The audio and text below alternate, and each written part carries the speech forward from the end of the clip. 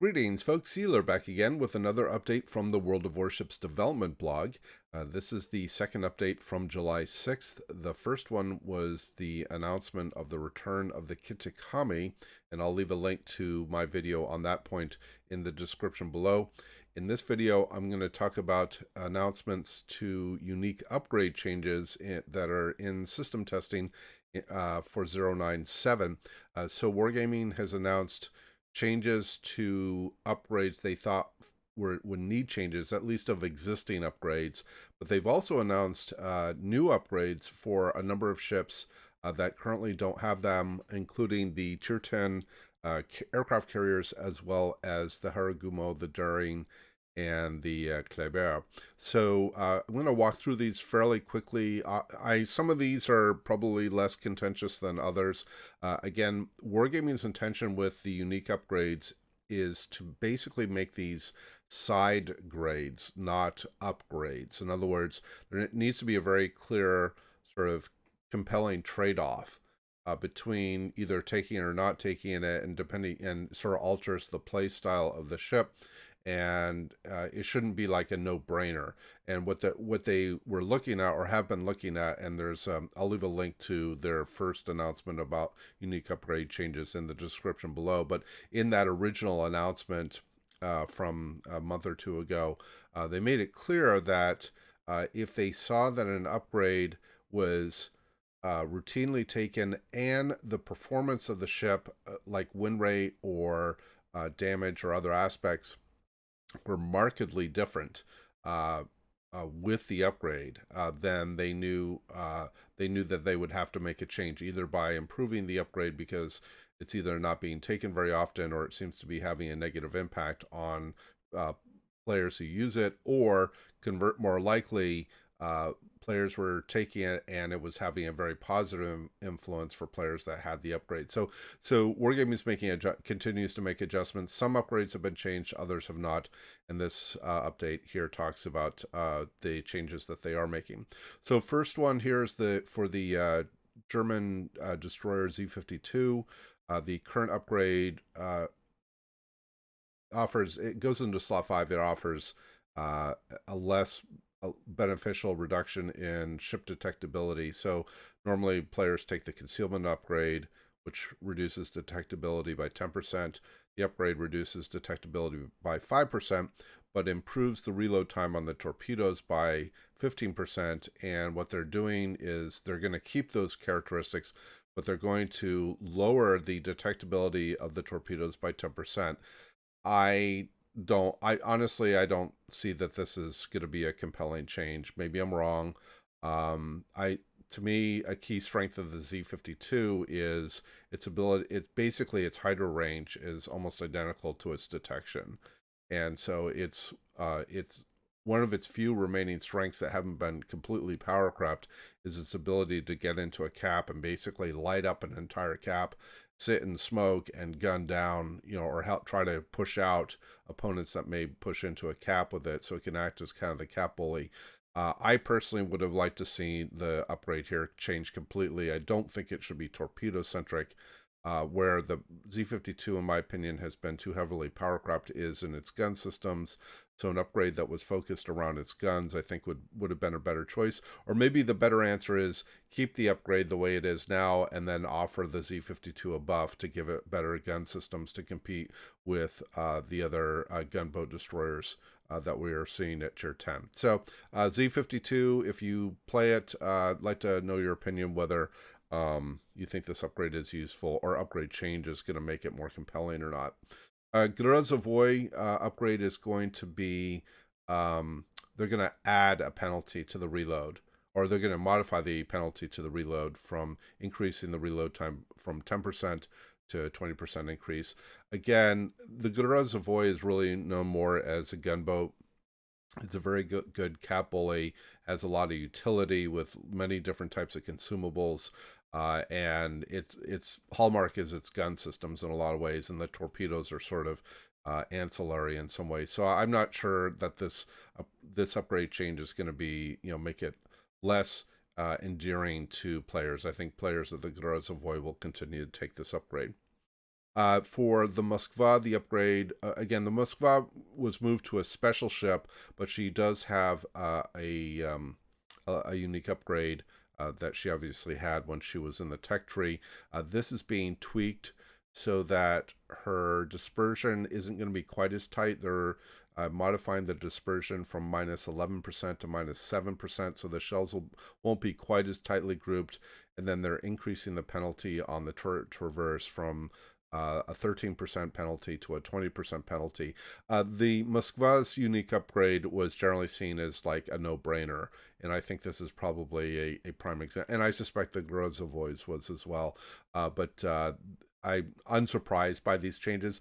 Again, I don't know that this is going to like sharply change the play characteristics or capabilities of the upgrade too dramatically, and I expect that most people that have this upgrade will continue to use it. So these modifications to make the upgrade less compelling is probably not going to like force people to drop it. For the Minotaur, they are going to remove the benefit that it increases shell dispersion on the ship, and they're going to add a bonus where the reload time of consumables is going to lower the reload time by 10%. So this is again an upgrade that I'm not sure how often people take. To me, a key strength of the Minotaur is its exceptionally good concealment. The upgrade goes into slot 5, which means that you have to give up the concealment system upgrade, which reduces your detectability by 10%. The current unique upgrade modifies that reduction to minus 5%.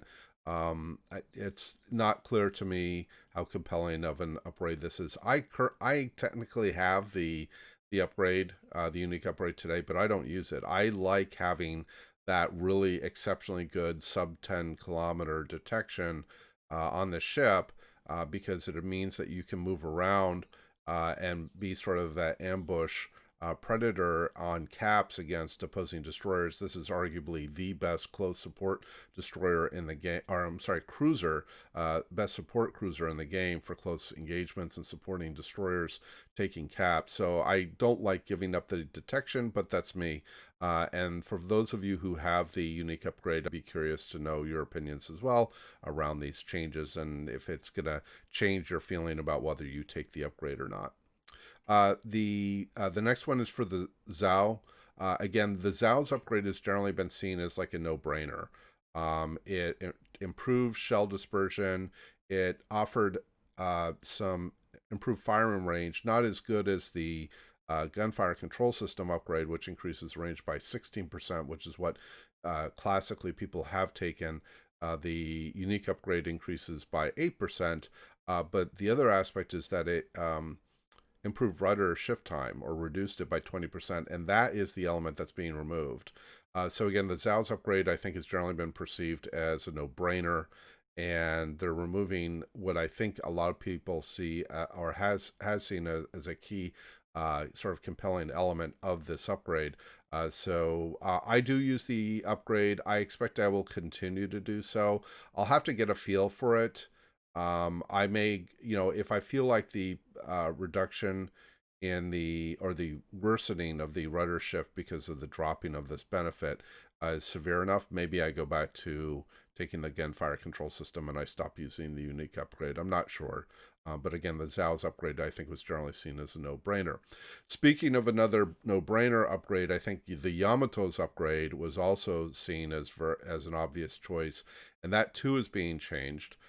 So they are removing the reload time benefit that the upgrade has, and they're also they're making the turret traverse penalty slightly less pronounced. In fact, they're essentially bringing it in line with the standard Main Battery Modification upgrade. So the main thing that they're going to preserve is that you maintain the dispersion. The improved dispersion, which is the 7% reduction on the shells. I have the Yamato. I don't have the unique upgrade yet. I know that for many players, this was kind of like I said, a no-brainer upgrade. I think that this removing the main battery reload time benefit is a pretty big deal. And it wouldn't surprise me if we see a lot of players um, drop this upgrade. I don't know. So if you are a regular player of the Yamato and you use the unique upgrade, what are your thoughts? So these are the changes that Wargaming are making to existing upgrades. Again, I'll leave links to previous announcements that they've had about the unique upgrades in the description below. But generally speaking, I think this is going to be the last set of initial changes to the existing upgrades that Wargaming has been planning. Other upgrades like for the Hindenburg and a number of other ships, they were not changing because they felt like or the gearing as an example was another one. They felt like even if the upgrade was regularly taken and by a majority of players, it wasn't dramatically changing the productivity or win rate of those ships, and so they were going to keep the upgrades where they were. Okay, so Wargaming has also announced, as I mentioned, new upgrades, and this should complete the set for the existing Tier 10 Tech Tree ships. So the Daring will get a improvement on the reload of its torpedoes, and it will also increase the torpedo damage. So this goes into slot 5, which means giving up concealment. So that's a significant trade-off. Obviously you're getting some significant improvement on the torpedo systems, but a Daring, I think, a key hallmark of it is that it's an exceptionally good close combat and arguably among the best close combat destroyers in the game.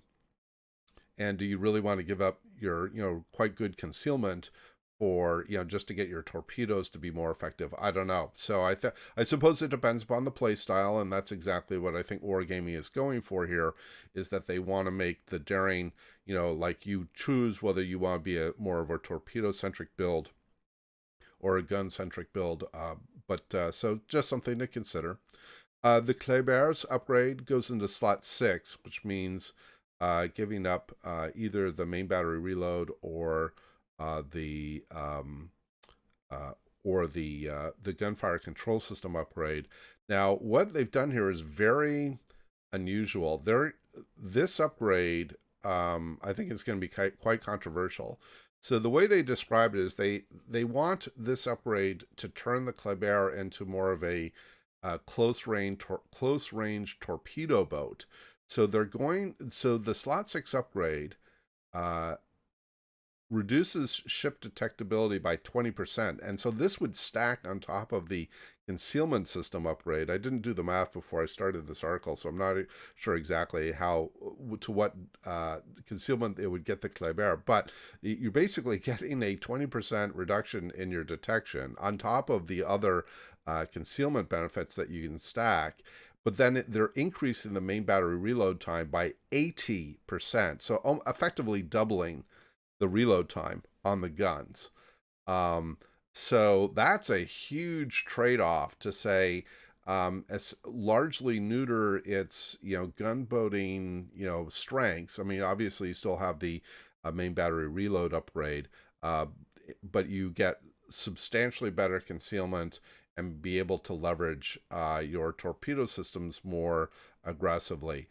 Very interesting choice here. I suspect that for fans of the Kléber, this is quite a bit different direction than maybe Wargaming might have gone with this. So again, regular Kléber players, I'd be curious to know your opinions on this.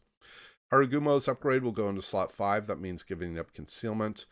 You will get an increase in your smoke dispersion time, the smoke generation action time, and you'll get an extra consumable charge. So the smoke dispersion time means the amount of time, how long the smoke actually disperses when you activate the smoke consumable, and then the smoke generation action time. I'm sorry, excuse me, I've got this reversed. The smoke dispersion time is how long the smoke sticks around. And then the smoke generation action time increasing by 100%, basically doubling it, means that you'll increase the amount of time that you generate smoke, and you get an extra consumable charge. So the way they're describing this is that they're kind of turning this in a quasi crawling smoke mechanism. Obviously, the smoke doesn't move, but you can lay down a much larger line of smoke, and the smoke will last longer. And it says, you'll be able to stay hidden while moving at quarter speed. Well, the smoke isn't going with you. This isn't true crawling smoke, but it means that you can stay in smoke for a lot longer, and then you get an extra consumable charge, which means that you get an extra torpedo reload booster. You get an extra engine boost, you get an extra smoke screen, but all of this comes at the cost of giving up some concealment. So, kind of an interesting choice. I don't have the Harugumo yet. I'm be very curious to hear from Harugumo players what you think of this. I can see that this could be, depending upon the play style, this could be a very useful upgrade, or some players may prefer not to give up the concealment. We'll see. All right, now we get to the Kremlin. This one, I have some fairly strong mixed feeling, or I don't know, this is a contradiction, but I have some mixed feelings about this. So they're going to reduce the main battery firing range by 12%, which basically brings it down to 18.2 kilometers. You're going to lose a charge of consumables, and so that includes the limit on the number of damage control and repair party consumable charges. So presumably you don't have quite the same sort of health endurance of the ship. But the big deal is that they're going to reduce the main battery reload time by 18%. And if you stack that on top of the main battery modification 3 upgrade, which improves reload, your reload is going to come down to, I think I calculated 23.8 seconds for 9 457 millimeter guns. I I I'm not sure this is a good thing. The Kremlin already has the reputation as being just this, slaughtering machine. And okay, fine that you've reduced the firing range to 18.2 kilometers. So it's even worse than the Kurfürst's legendary upgrade or unique upgrade. But I it's just basically going to turn this thing more into a wrecking machine than it already is. So again, regular Kremlin players, your thoughts here? Is this clearly the main battery reload is very good, but is giving up that range and a charge on the consumables, both the repair party and damage control, is that like substantial enough of a trade off that this makes it a